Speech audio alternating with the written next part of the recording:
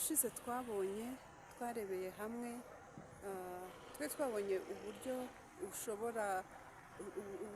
bworoshye bushobora kukurinda kurwara indwara ya depression.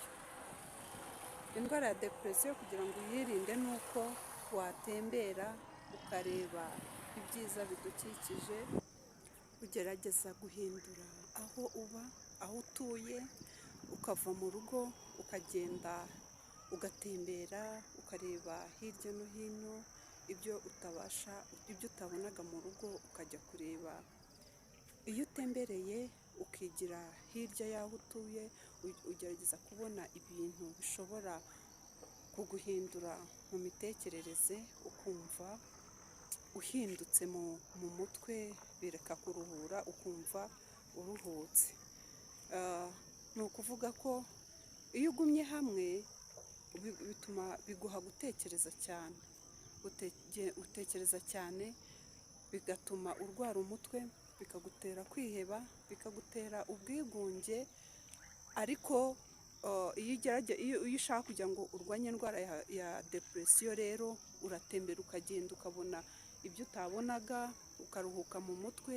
Niyo mpamvu iyo usohotse ujya gusenga, hari igihe usohoka bitewe n'ukuntu wumvaga umeze uremerewe mu mutwe, ariko iyo ugeze mu by'ukuri mu rusengero ukumva inyigisho bigisha, ukumva ukuntu mbese bakaririmba, ukumva korari, ukumva ibiki, uhinduka mu mutwe, ukumva hano. Murabibona ko twahoze tuvuga ikintu gishobora kukurinda indwara ya depression.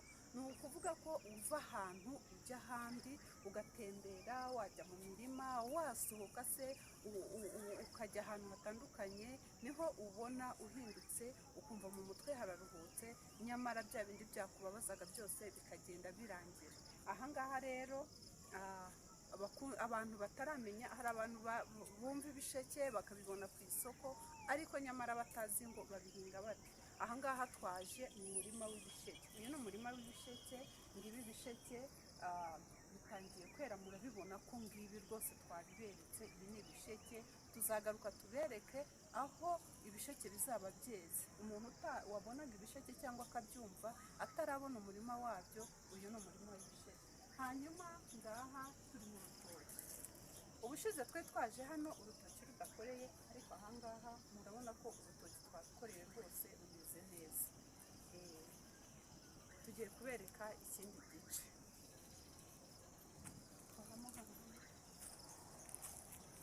Mucyo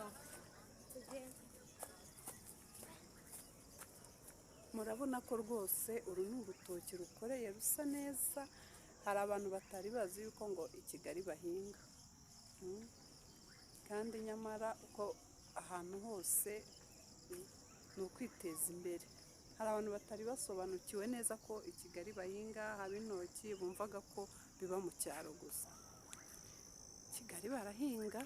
Aha hantu rwose uko muhabona ntimugire ngo ni mu cyaro, oya, ntabwo ari mu cyaro rwose. Aha ni i Kigali mu mujyi, aha ni i Kigali mu mujyi rwose. Barahinga, urabona ko uyu ni umurima w'ibisheke. Uru ni urutoki. Ni ahantu umuntu wambwiye ati uzaze udusure i Kigali, wirebere uburyo twateye imbere rwose. Ntago i Kigali dukora akazi kamwe gusa, dukora imirimo hirya no hino, imirimo itandukanye.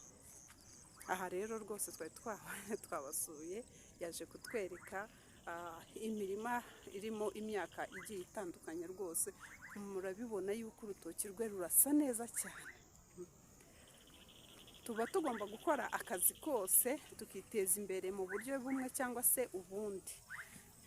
Ufite aho ahinga agahinga, atari ukuvuga ngo azahinga ari uko yagiye mu cyaro. Ntabwo uhinga ari uko wageze mu cyaro rwose, oya. No mu mujyi iyo ufite ahantu uhinga urahinga, kuko hari no mu mavaze barahinga. Mu mavaze hari ukuntu ufata ivaze ugateramo, ugashyiramo ubutaka, ugateramo imboga, ugateramo ibitunguru se, ibintu byinshi bitandukanye, tungurusumu, beterave, tangawizi, ibitunguru nyine bigiye bitandukanye ukabishyira mu iwawe, ugafata ivaze. Iyo udafite uko utera rero, hari uvuga ati nta butaka mfite nshobora guhingaho, ariko ahangaha rwose icyo wakora cyose, no mu rugo wifitiye igipangu cyawe, wifitiye iwawe hatoya, ushobora no gufata igisheke ukagitera mu gipangu, kandi urabizi ko ibisheke birahenze. Ni ukuvuga ko ukikorera akarima k'igikoni mu buryo buciriritse kandi kakagufasha, ugahinga imboga, ugatera ibintu bigiye bitandukanye, rwose biragufasha neza cyane, biragufasha. Ntujye guhaha kandi urabizi ko ku isoko muri iki gihe ibintu bisigaye bihenze, ariko iyo wikoreye akarima k'igikoni rwose ku butaka ufite cyangwa se mu ivaze, ugafata ivaze ugashyira iwawe, ugateramo ibitunguru, ugateramo imicyayicyayi, ugateramo tangawizi, bimera neza kandi bigakora neza cyane. Nk'uko utera indabo ni nako ukora akarima k'igikoni iwawe bikagenda neza. Ahangaha rero twari twatembereye rwose, murabibona ko ari mu mujyi, twari twatembereye twagiye gusura imirima y'abantu bari badutumiye ngo tuzaze batwereke uburyo i Kigali biteza imbere. Aha rero nashakaga gufasha abantu mbabwira uburyo ushobora gutembera ukareba, ugatembera hirya no hino ugenda ureba ibyiza by'umujyi, ibyiza dufite mu mujyi, rwose bikakuruhura mu mutwe.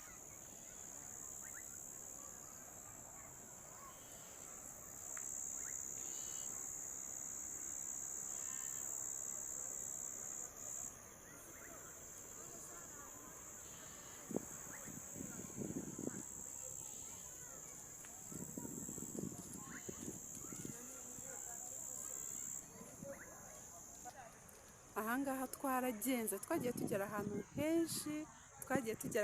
henshi, hari mu masaha y'umugoroba, turatembera turagenda koko, mbese ni nk'urugendo shuri twakoze turi mu butembere, bagenda batwereka uburyo umuntu ashobora kwitezamo imbere, bagiye batwereka rwose. Murabibona ko byari amasaha y'ijoro rwose, turimo tugenda twitemberera gake gakeya mu buryo bwo gukora siporo.